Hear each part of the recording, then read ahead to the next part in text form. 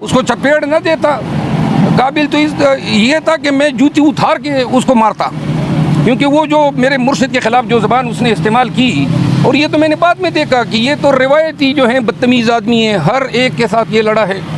असल बात है पहले चपेट की। जिंदाबाद।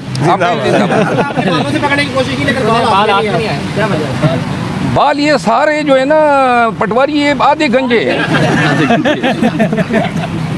तहजीब बताने वाले ये साफ ही बताएंगे कि इबाद फारूक के बेटे के साथ जो जुल्म हुआ उस वक़्त भी उनको तहजीब याद आई थी, और जब पीटीआई के लीडरान के ख़वातीन को घसीटा जाता है, उनके बच्चों को जो है धमकाया, डराया और अगवा किया जाता है, तो उस वक़्त भी किसी को तहजीब याद आती है।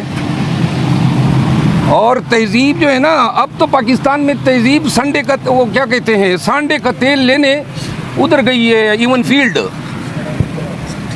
और वहाँ पे वो निहारी और